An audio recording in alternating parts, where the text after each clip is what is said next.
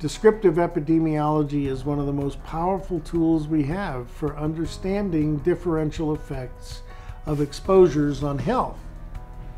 Example, in my clinic in 2003, I had a guest.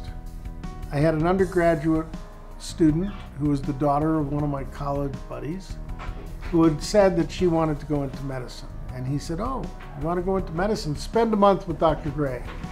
And when you get finished with that rotation and that time shadowing him in his clinic, come back and tell me you really want to be a doc. And if you really want to be a doc, then I'll help you." It's good to say that she is a physician now.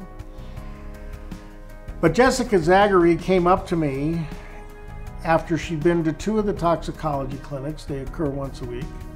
And she said, "Are you seeing a lot of fibromyalgia in the toxicology clinic?" And I said, "I don't know. That's an interesting question." I do dictate every progress note. And at that time, I had 25 years worth of data on one hard drive, all transcribed on Word. So I said, why don't we do a word search? Let's see how many patients have fibromyalgia as a diagnosis in this clinic, in the total clinic. We have 3 populations. We have a general practice base. At that time, it was somewhat over 5,000 patients. And we have a toxicology clinic, which had about 700 patients at that time, half of which were chemically challenged and chemically injured, but not water damage exposed. And the other half of the clinic had been exposed in water damaged environments. When we looked at the Centers for Disease Control data, they say 3.5% to 4.5% of the general population suffer from fibromyalgia. In our total practice, we had 172 fibromyalgia patients over 25 years. In the general practice population, it was 3.8%. which was right in the middle of the range given to us by CDC, and was encouraging because it suggested that I was not overdiagnosing fibromyalgia, which is a clinical diagnosis. You audit 18 trigger points, and if a person is exquisitely tender on 11 or more of those trigger points, but is not tender on 4 so-called distractor points that are not actually trigger points, then the person has fibromyalgia.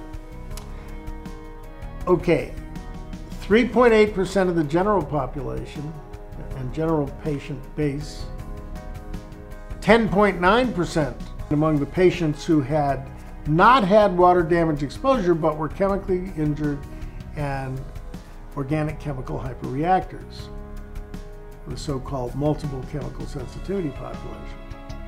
Well, 3.8 versus 10.9 is quite a robust difference.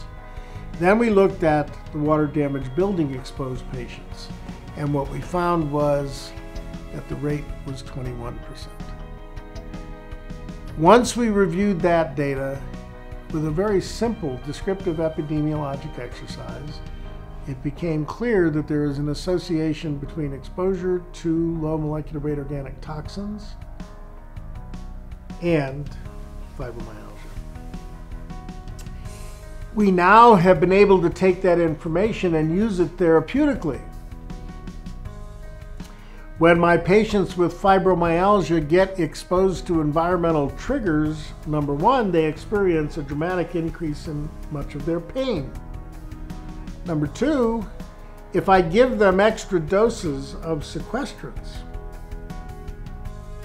take an extra 10 capsules of charcoal, take an extra 2 teaspoons of clay, take an extra scoop of cholestyramine. Within 30 minutes, for many of the patients, the pain goes away. There can be no question that fibromyalgia, whatever else it is clearly associated and at a level of reasonable medical and scientific certainty is causally related to exposure to an accumulation of low molecular weight organic chemical compounds and toxins.